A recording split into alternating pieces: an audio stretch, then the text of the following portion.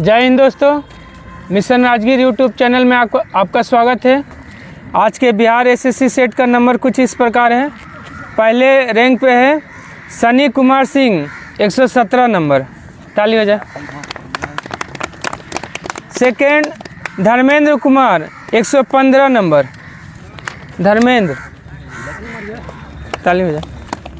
Third Ranjeet Kumar Gupta 114 number. Fourth 110 Pinky. Fifth Nilesh Patel 108.5, Nilesh Patel 108.5। Nasif 108 number, ताली हो जाए सबके लिए। Mithilesh Kumar 108 number. Suruchi 104 number. Sandeep 103.25 number, Sandeep. Sanoj Kumar 103 number. Abhishek Anand 101 number. तो आपने देखा आज का बिहार एसएससी का नंबर इस प्रकार था। तो आइए हम लोग डिस्कशन करते हैं। ये डिस्कशन का आपका पीडीएफ चाहिए तो मिशन राजगीर टेलीग्राम पे आपको पीडीएफ मिल जाएगा। चलिए हम लोग डिस्कशन करते हैं। पहला क्वेश्चन, किस लेख में अशोक का नाम नहीं मिलता है? अशोक, तो देखिए अशोक का नाम अशोक मिलता है मास्की, गुर्जरा, नेटुर और उद्गोलन, 4 जगह पे जो है अशोक का नाम अशोक मिलता है। और मास्की किस राज्य में है? कर्नाटक में है। गुर्जरा मध्य प्रदेश, नेटुर केरल में और उद्गोलन कर्नाटक में। आंध्र प्रदेश में नहीं, मास्की कर्नाटक में है। और वही कालसी कहाँ है? उत्तराखंड में है, कर्नाटक में। तक्षशिला किन नदी के किनारे स्थित है? सिंधु और झेलम नदी के किनारे है तक्षशिला। वायु पुराण में बिंदुसार को क्या कहा गया है? वायु पुराण में बिंदुसार को भद्रसार या वारिसार कहा गया है। वहीं जैन ग्रंथ में बिंदुसार को क्या कहा गया है? सिंहसेन। जैन ग्रंथ में बिंदुसार को सिंहसेन कहा गया है। वहीं अमित्रघात किसका नाम था? बिंदुसार का ही था, जिसका अर्थ क्या होता है? शत्रु विनाशक। और देखिए गोसाल, आजीवक संप्रदाय का संस्थापक कौन था? मोगलीपुत्र गोसाल था। रूपनाथ और गुर्जरा शिलालेख किस राज्य में है? मध्य प्रदेश में है। वहीं उड़ीसा में धौली और जौगढ़, धौली और जौगढ़ जो है शिलालेख किस राज्य में है? उड़ीसा में है। कर्नाटक में तो हो गया मास्की, गोभी मठ, ये सब जो हो गया कर्नाटक में। किस पुस्तक से पता चलता है कि अशोक शैव धर्म का उपासक था? तो कलहन की राजतरंगिणी से पता चलता है। और देखिए अष्टाध्यायी पुस्तक कौन लिखा है? पाणिनि लिखा है। इसी में पहले लिपि शब्द का प्रयोग सबसे पहले किस पुस्तक में? अष्टाध्यायी में हुआ है। त्रिपिटक, देखिए त्रिपिटक किस धर्म से संबंधित है? बौद्ध धर्म से। बुद्ध, धम्म और संघ।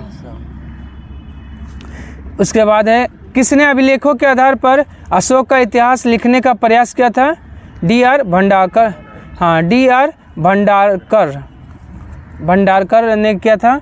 सबसे पहले जो है आपका अभिलेख के आधार पर अशोक का इतिहास लिखने का काम।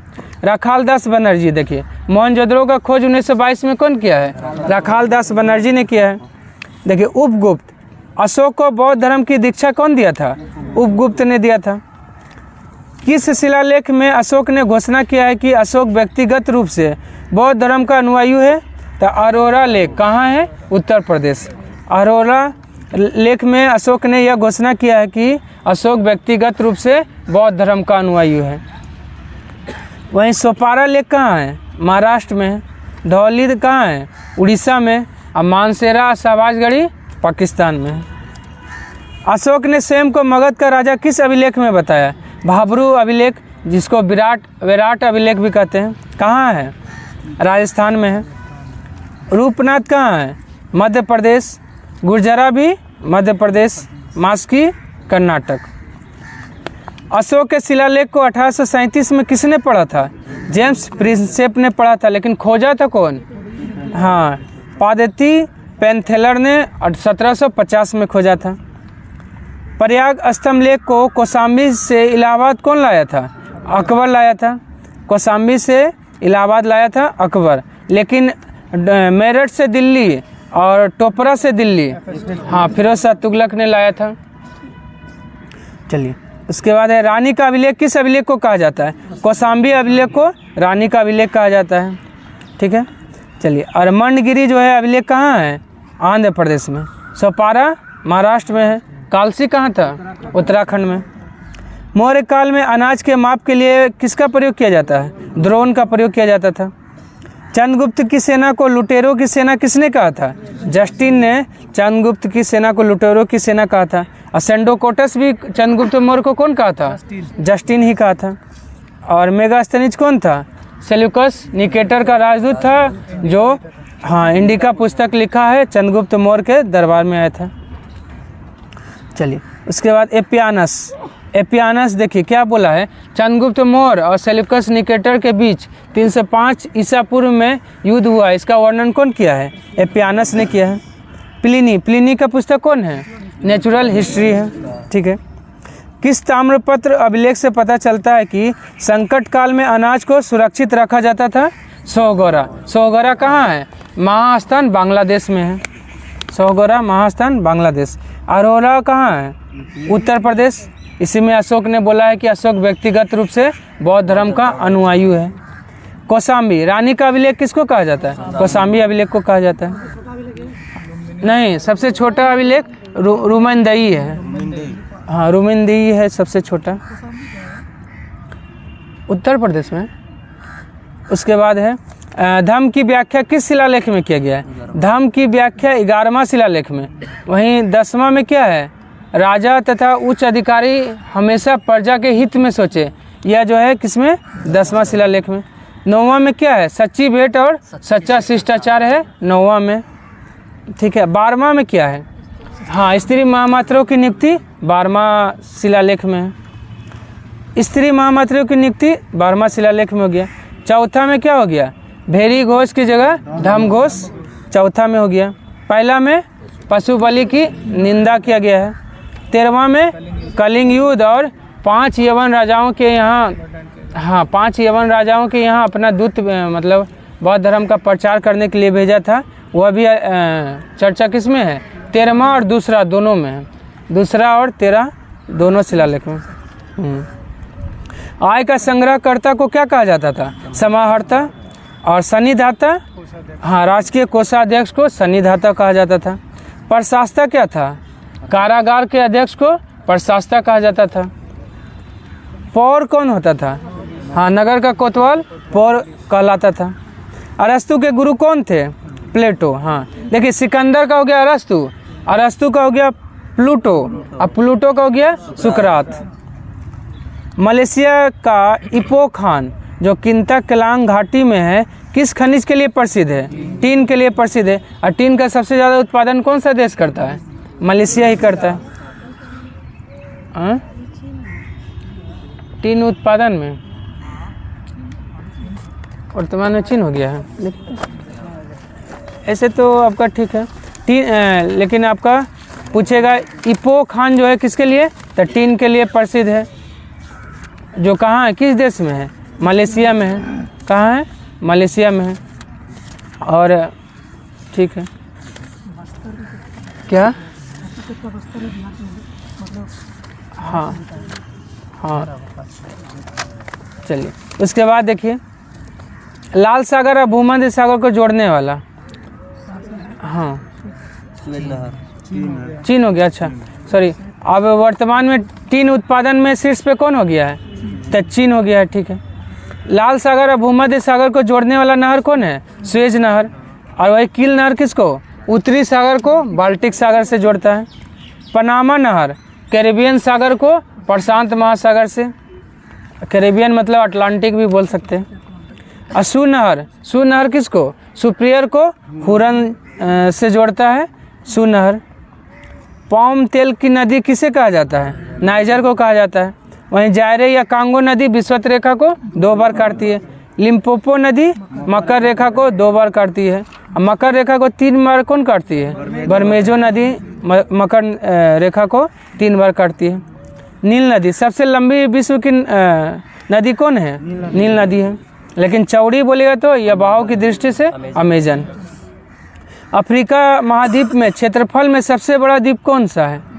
अल्जीरिया। देखिए क्षेत्रफल में सबसे बड़ा है अफ्रीका का अल्जीरिया, लेकिन जनसंख्या में अफ्रीका का सबसे बड़ा देश नाइजीरिया। और अफ्रीका महादेश का सबसे नगरीकृत देश कौन है? तो लीबिया है।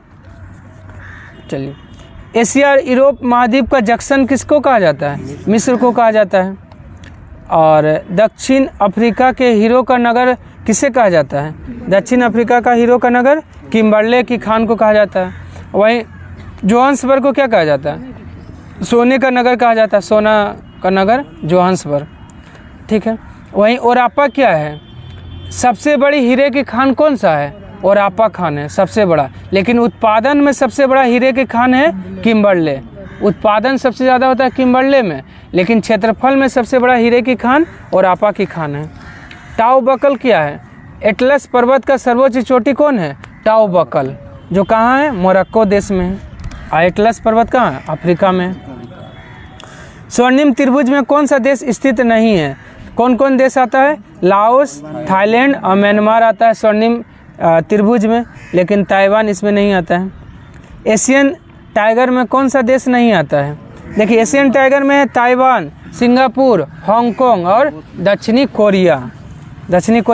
तो लाओस इसमें नहीं आता एशियन टाइगर में। कौन कौन आएगा एशियन टाइगर में? ताइवान, सिंगापुर, हांगकांग और दक्षिणी कोरिया।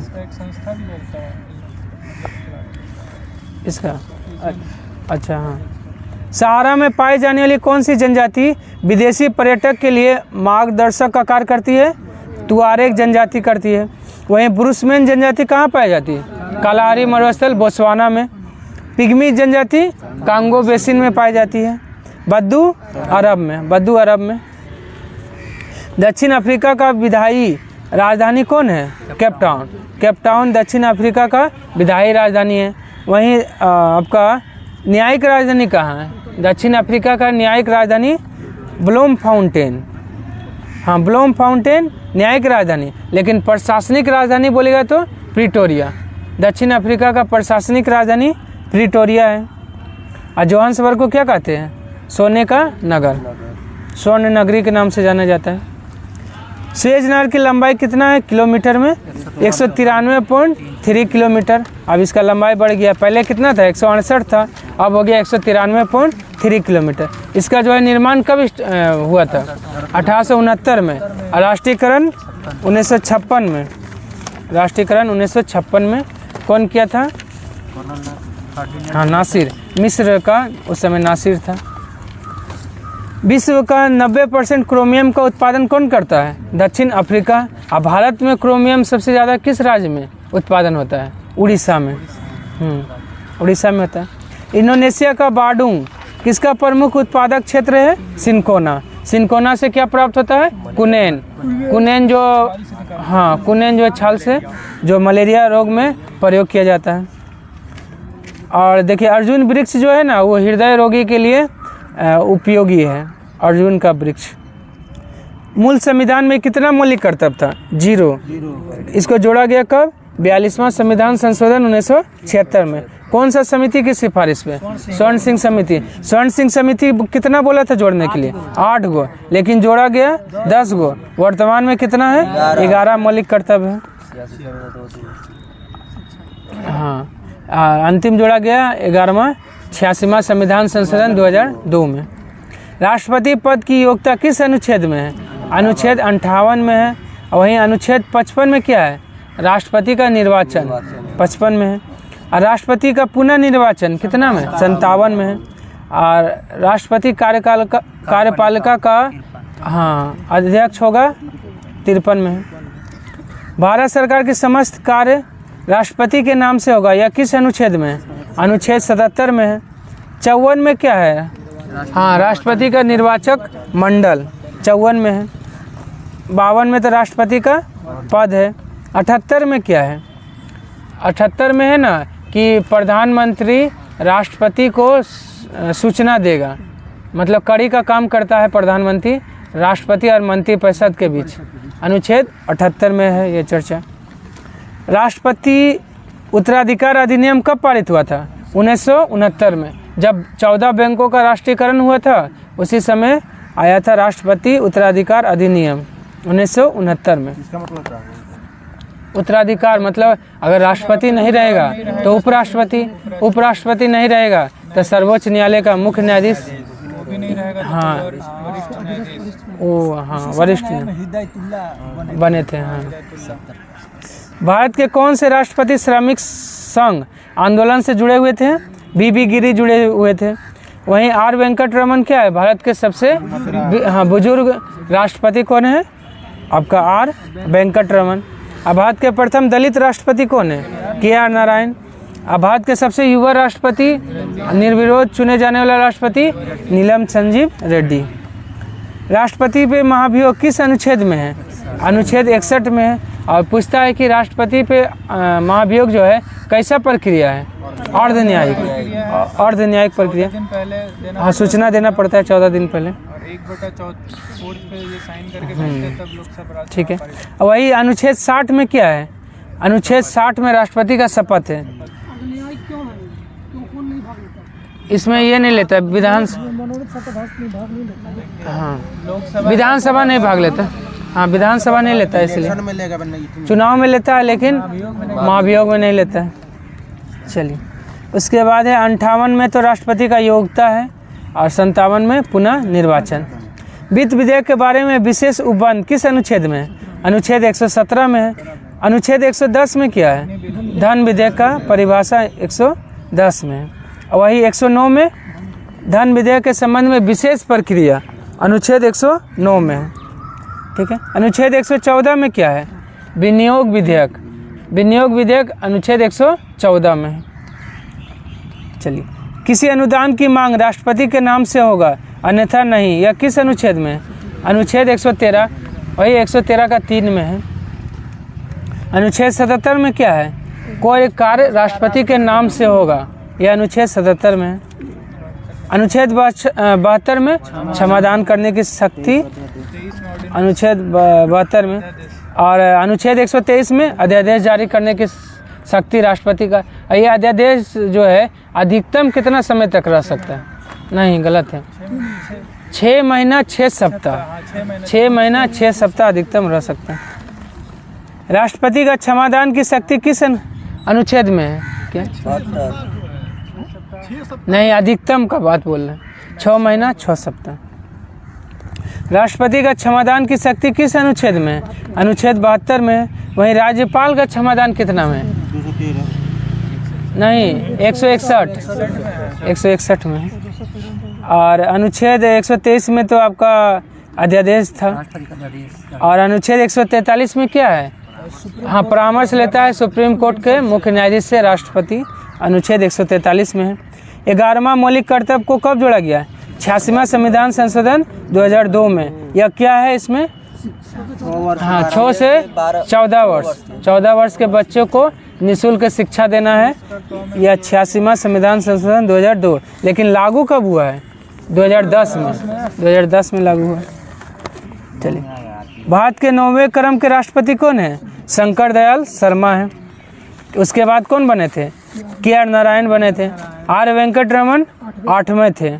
ज्ञानी जेल सिंह 7वां थे। प्रकाश विद्युत प्रवाह की खोज किसने किया था?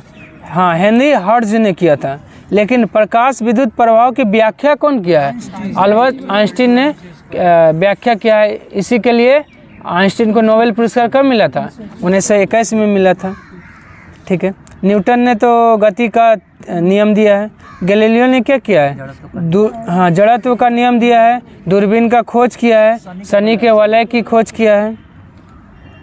तरंग मॉडल की प्रागुक्ति 1850 में किसने दिया था? फूको ने दिया था। फूको, हाँ। और वहीं क्रिश्चियन हाइगेंस ने क्या दिया था? तरंग सिद्धांत। हाँ, तरंग सिद्धांत किसने दिया है? क्रिश्चियन हाइगेंस ने दिया है। और मैक्सवेल, देखिए मैक्सवेल क्या है दिया है? चुंबकीय प्रभाव का सिद्धांत किसने दिया है? मैक्सवेल ने दिया है। हाँ, हर्ट्ज ने तो प्रकाश विद्युत प्रभाव का खोज किया है। विश्व विज्ञान दिवस कब मनाया जाता है? 10 नवंबर को विश्व विज्ञान दिवस मनाया जाता है। वहीं राष्ट्रीय विज्ञान दिवस 28 फरवरी को मनाया जाता है। और 6 अप्रैल को कौन सा दिवस है? विश्व खेल दिवस। विश्व खेल दिवस 6 अप्रैल, लेकिन राष्ट्रीय खेल दिवस 29 अगस्त को मनाया जाता है। और वहीं 28 फरवरी तो राष्ट्रीय विज्ञान दिवस हो गया। 27 सितंबर को क्या है? हाँ, विश्व पर्यटन दिवस। विश्व पर्यटन दिवस 27 सितंबर। कांच में प्रकाश की चाल कितना होता है? 2 गुना 10⁸ मीटर पर सेकेंड कांच में प्रकाश की चाल। वहीं निर्वात में प्रकाश की चाल 3 × 10⁸। वहीं तारपीन में 2.04 × 10⁸ मीटर पर सेकेंड तारपीन में प्रकाश की चाल। वहीं जल में बोलेगा तो 2.25 × 10⁸ मीटर पर सेकेंड। वहीं 1.96 × 10⁸ जो है रॉक सॉल्ट और नाइलॉन दोनों का है। 1.96 × 10⁸ मीटर पर सेकेंड नाइलॉन और रॉक सॉल्ट का। चंद्रमा के प्रकाश को पृथ्वी पे पहुंचने में कितना समय लगता है? 1.28 सेकेंड लगता है। वहीं सूर्य के प्रकाश को पृथ्वी पे पहुंचने में 8 मिनट 16.6 सेकेंड। ठीक है। और अल्बर्ट आइंस्टीन को नोबेल पुरस्कार कब मिला है? 1921 में मिला है। किसके लिए? प्रकाश विद्युत प्रभाव का व्याख्या करने के लिए। ठीक है। और 1930 में किसको मिला था? सीवी रमन को नोबेल पुरस्कार मिला है। और 1954 में भारत रत्न किसको मिला है? हाँ, तीनों लोगों को मिला है। सीवी रमन उसमें थे, और आपका एस राधाकृष्णन, हाँ, सी राजगोपाल, 3 वो व्यक्ति को मिला है। ठीक है। और 1912 में कौन सा घटना हुआ था? 1912 में टाइटैनिक जहाज डूबा था। ओस बनने के लिए अपेक्षित आर्द्रता कितना होना चाहिए? 100%। कितना होना चाहिए? 100%। अपेक्षित आर्द्रता को किससे मापते हैं? हाइग्रोमीटर से। हाइग्रो याद रखिएगा, हाइग्रो। वहीं हाइड्रो से क्या मापेंगे? घनत्व। अपेक्षित घनत्व को हाइड्रोमीटर से। बैरोमीटर से वायुमंडलीय दबाव, प्रेशर को। वहीं गायरोस्कोप से क्या मापेंगे? हाँ, वस्तु द्वारा कोणीय जो है ना, हाँ वही कितना मतलब घूम रहा है, हाँ वही गायरोस्कोप से। जल के लिए वाष्पन की गुप्त ऊष्मा का मान कितना होता है? 540 कैलोरी प्रति ग्राम।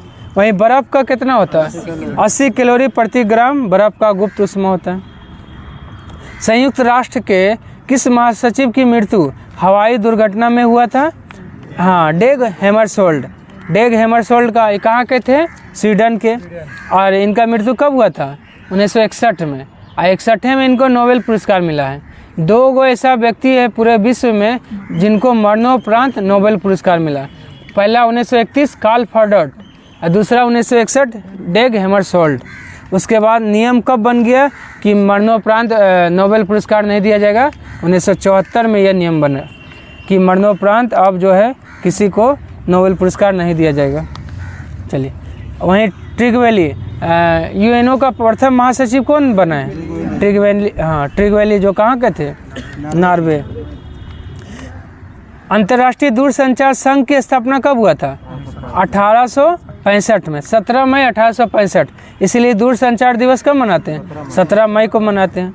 1874 में सार्वभौमिक डाक संघ का, 9 अक्टूबर 1874 में सार्वभौमिक डाक संघ का स्थापना हुआ था। इसलिए विश्व डाक दिवस कब मनाते हैं? 9 अक्टूबर को मनाते हैं। वहीं 1948 में किसका हुआ था? WHO, विश्व स्वास्थ्य संगठन का 7 अप्रैल 1948 को। इसलिए विश्व स्वास्थ्य दिवस 7 अप्रैल को मनाते हैं। विश्व पर्यटन संगठन का स्थापना कब हुआ? 1925 में। 1925 में। ये क्या है? WTO, पर्यटन वाला, 1925। अंतर्राष्ट्रीय श्रम संगठन को नोबेल पुरस्कार कब मिला है? 1969 में। वहीं रेड क्रॉस को नोबेल पुरस्कार कब मिला है? 3 बार मिला है। 1917, 1944, 1963। वहीं यूनिसेफ को नोबेल पुरस्कार कब मिला? यूनिसेफ को नोबेल पुरस्कार 1965 में। ऑप्शन डी में जो लिखा हुआ है ना 65, यूनिसेफ को मिला है। अंतर्राष्ट्रीय परमाणु ऊर्जा अभिकरण का मुख्यालय कहाँ है? वियना, ऑस्ट्रिया में है। और ठीक है। और वहीं जिनेवा में तो बहुत सारा है, WHO का, ILO का, ठीक है, WTO का भी है। लंदन में किसका मुख्यालय है? एमनेस्टी इंटरनेशनल भी है और अंतर्राष्ट्रीय समुद्री संगठन का भी है। हाँ, राष्ट्रमंडल का भी लंदन है, ठीक। मॉन्ट्रियल में किसका है? अंतर्राष्ट्रीय नागरिक उड्डयन का। उस कहाँ है? मॉन्ट्रियल कनाडा में है। हाँ, मॉन्ट्रियल प्रोटोकॉल भी, ओजोन से, हाँ मॉन्ट्रियल, हाँ मॉन्ट्रियल 87 में, क्योटो 97 में। अंतर्राष्ट्रीय नागरिक उड्डयन संगठन का मुख्यालय कहाँ है? मॉन्ट्रियल कनाडा में। कब स्थापना हुआ था? 1944 में। सचिवालय के महासचिव का कार्यकाल कितना वर्ष होता है? 5 वर्ष होता है।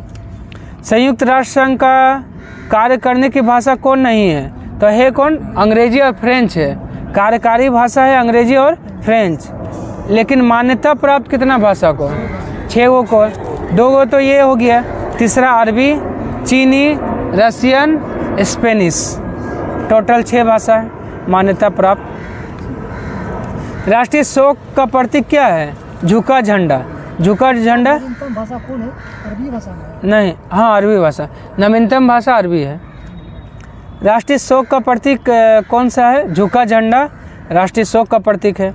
वहीं उल्टा झंडा संकट का प्रतीक, उल्टा झंडा हो गया। चक्र किसका हो गया? प्रगति का प्रतीक चक्र हो गया। ओलिव की शाखा, शांति का प्रतीक ओलिव की शाखा, ठीक है। बरनामा कहाँ का समाचार एजेंसी है? मलेशिया का बरनामा है। इजराइल का क्या है? इतिम, इजराइल का इतिम है। ऑस्ट्रेलिया का क्या है? हाँ AAP, आप जो है AAP, आप जो है ऑस्ट्रेलिया का है। और इटली का क्या है? अंसा, इटली का अंसा है। 1924 में चमोनिक्स फ्रांस में। लेकिन ओलंपिक खेल कब प्रारंभ हुआ? ओलंपिक हुआ 1896 में। लेकिन ओलंपिक परिषद का स्थापना कब हुआ था? नहीं, वो तो भारतीय ओलंपिक, हाँ अंतर्राष्ट्रीय ओलंपिक संघ का स्थापना हुआ था 1894 में, 2 साल पहले। वहीं पैरा ओलंपिक खेल का प्रारंभ कब हुआ था? 1960 में पैरा ओलंपिक खेल का प्रारंभ हुआ है। राष्ट्रमंडल खेल का प्रारंभ कब हुआ? 1930 में हुआ है। जीव द्रव सिद्धांत किसने दिया है? देखिए, जीव द्रव सिद्धांत दिया है हॉटविग ने, लेकिन जीव द्रव का खोज किसने किया है? हाँ नहीं, डुजार्डिन ने किया है। हाँ, पुरकिंजेस ने जीव द्रव शब्द दिया है। जीव द्रव शब्द दिया है पुरकिंजे ने। जीव द्रव का खोज हाँ डुजार्डिन ने, और जीव द्रव सिद्धांत दिया है हॉटविग ने।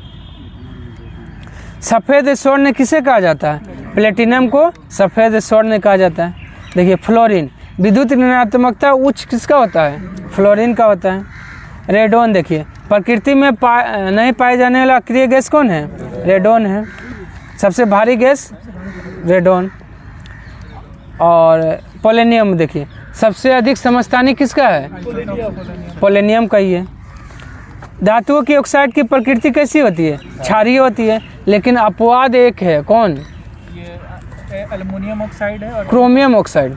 क्रोमियम ऑक्साइड, क्रोमियम ऑक्साइड जो है एम्फोट्रिक नेचर जो होता है ना, एसिडिक और बेसिक, वो तो अलग चीज़ है। हाँ, वो 3 गो है। ये जो है ना आपका धातु का जो है ना ऑक्साइड होता है क्षारीय, लेकिन अपवाद में एक है Cr2O3, जिसको क्रोमियम ऑक्साइड कहते हैं। यह एक अपवाद है। इसका कैसा होता है? अम्लीय होता है। केंद्र द्वारा राज्यों को अनुदान किस अनुच्छेद में दिया जाता है? अनुच्छेद 275 के द्वारा। अनुच्छेद 267 में क्या है? आकस्मिक निधि 267 में है। अनुच्छेद 233 में जिला न्यायाधीश की नियुक्ति 233 में है। 143 में तो परामर्श लेता है राष्ट्रपति किससे? सर्वोच्च न्यायालय के मुख्य न्यायाधीश से। अध्यादेश जारी करता है 123। भारत में एडहॉक ट्रेजरी बिल कब आया था? 1955 में। और बंद कब कर दिया गया था? एडहॉक ट्रेजरी बिल को बंद किया गया था 1997-98 में। लेकिन ट्रेजरी बिल कब आया था? 1917 में ट्रेजरी बिल आया था। 1992 में किसका स्थापना हुआ था? नेशनल स्टॉक एक्सचेंज का स्थापना 1992 में। कौन सा समिति की सिफारिश पर? फेरवानी समिति की सिफारिश पर। सबसे अधिक बाघ किस टाइगर रिजर्व में है? हाँ, बांधवगढ़ में सबसे अधिक बाघ है, लेकिन बोलेगा क्षेत्रफल में सबसे बड़ा बाघ अभयारण्य कौन सा है? नागार्जुन श्रीशैलम, जो कहाँ है? आंध्र प्रदेश में है। वहीं क्षेत्रफल में सबसे छोटा बाघ अभयारण्य कौन है? बोर। बोर कहाँ है? महाराष्ट्र में। और सर्वाधिक ऊंचाई पर स्थित बाघ अभयारण्य कौन है? नामदफा, जो कहाँ है? अरुणाचल प्रदेश में है। ठीक है, चलिए। अबोहर अभयारण्य कहाँ है? पंजाब में है। तेलंगाना में कौन सा है? पाखाल कावला। पाखाल कावला कहाँ है? तो तेलंगाना में है। उत्तर प्रदेश में चंद्रप्रभा अभयारण्य कहाँ है? उत्तर प्रदेश में है। ठीक है, चलिए। मध्य प्रदेश में कौन सा अभयारण्य है? पंचमढ़ी अभयारण्य कहाँ है? मध्य प्रदेश में। हॉट स्पॉट शब्द का प्रयोग सर्वप्रथम किसने किया है? नॉर्मन मायर्स ने किया है। चार्ल्स एल्टन ने क्या दिया है? पारिस्थितिक पिरामिड कौन दिया है? चार्ल्स एल्टन दिया है। अर्निज नेस, देखिए गहन परिस्थिति जो है किसने दिया है? अर्निज नेस ने दिया है। हेकल, ओक्योलॉजी शब्द किसने दिया है? हेकल ने दिया है। रेबीज दिवस कब मनाया जाता है? 28 सितंबर को रेबीज दिवस मनाया जाता है। वहीं 28 जुलाई को कौन सा दिवस? 28 जुलाई को हेपेटाइटिस दिवस। हेपेटाइटिस दिवस 28 जुलाई। और प्रकृति संरक्षण दिवस भी कब है? 28 जुलाई को ही है। 8 में क्या है? हेपेटाइटिस विषाणु से। वहीं 8 मई को देखिए रेड क्रॉस है, थैलेसीमिया दिवस है 8 मई को।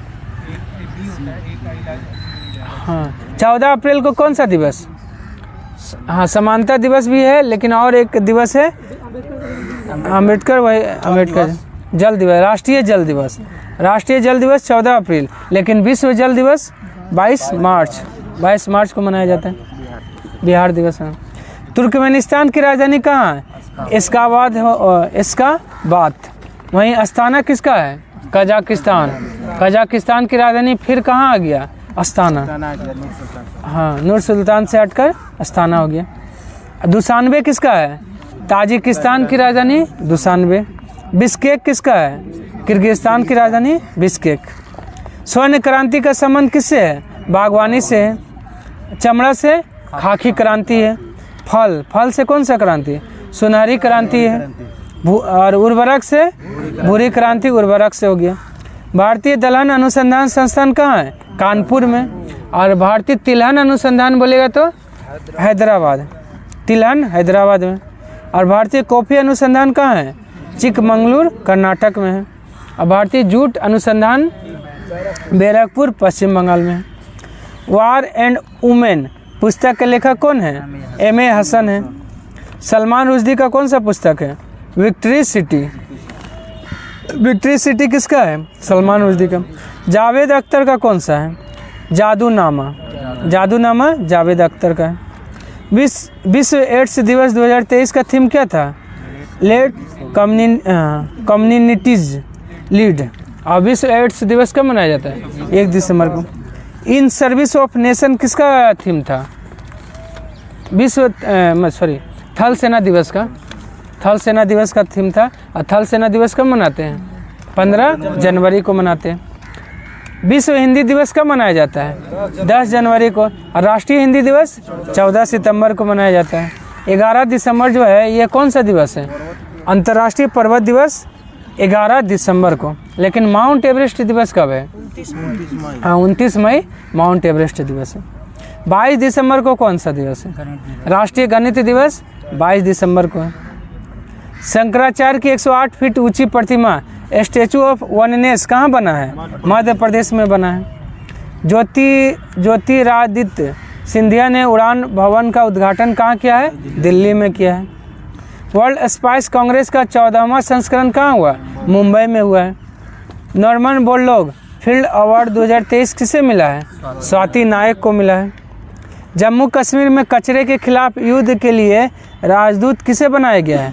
कैप्टन बाना सिंह को। वहीं युवराज सिंह को क्या बनाया गया है? T20 क्रिकेट विश्व कप जो होने वाला है 2024 में, उसका ब्रांड एम्बेसडर युवराज सिंह को। और MS धोनी, SBI का ब्रांड एम्बेसडर कौन है? MS धोनी है। पायल छाबड़ा, देखिए पायल छाबड़ा क्या बनाई है? पहली पैरा कमांडो जो महिला सर्जन, पहली महिला सर्जन जो पैरा कमांडो बनी है। भारत के पहले भूमिगत ट्रांसफार्मर का उद्घाटन कहाँ किया गया है? बेंगलुरु में किया गया है। धौलपुर करौली बाघ अभयारण्य किस राज्य में है? राजस्थान में है। राष्ट्रपति द्रौपदी मुर्मू ने किसकी स्मृति पर एक डाक टिकट जारी किया है? दादी प्रकाश मणि की स्मृति पर। एससीओ का स्थापना कब हुआ था? 2001 में एससीओ का स्थापना हुआ, लेकिन एससीओ का मुख्यालय कहाँ है? बीजिंग में, संघाई नहीं, बीजिंग में। कहाँ है? बीजिंग में। वहीं 1975 में किसका स्थापना हुआ था? G7 का स्थापना 1975 में। 1989 में G15 1989 में, और G20 का स्थापना 1999 में हुआ है। FATF, हाँ विनाश। किस बैंक ने अमृत महोत्सव FD योजना शुरू किया है? IDBI बैंक ने अमृत महोत्सव FD योजना शुरू किया है। हाथी दिवस कब मनाया जाता है? 12 अगस्त को। अभी विश्व युवा दिवस भी कब मनाया जाता है? 12 अगस्त को मनाया जाता है। वहीं 29 जुलाई को कौन सा दिवस है? टाइगर दिवस है। 5 अक्टूबर को डॉल्फिन दिवस है। 22 सितंबर को कौन सा दिवस है? 22 सितंबर को गेंडा दिवस है। गेंडा दिवस 22 सितंबर को। वहीं 20 मार्च को कौन सा दिवस है? गौरैया दिवस। गौरैया दिवस 20 मार्च को है। चलिए, निम्न में से कौन रासायनिक उर्वरक नहीं है? तो यूरिया है, सुपर फास्फेट है, पोटेशियम नाइट्रेट है, लेकिन सोडियम सल्फेट नहीं है। किसका उपयोग यूरिया उर्वरक के उत्पादन में किया जाता है? कार्बन डाइऑक्साइड का प्रयोग किया जाता है। लौंग के तेल का प्रमुख घटक क्या है? यूजेनॉल है। और दांत दर्द में किसका प्रयोग किया जाता है? लौंग के तेल का प्रयोग किया जाता है। गैसोहॉल एक मिश्रण है, किसका? गैसोलीन और एथेनॉल का मिश्रण होता है। किसने गोबर गैस प्रणाली का आविष्कार किया है? एसबी देसाई ने किया है। और गोबर गैस में कौन सा गैस होता है? मीथेन होता है, मीथेन। RDS की खोज किसने किया है?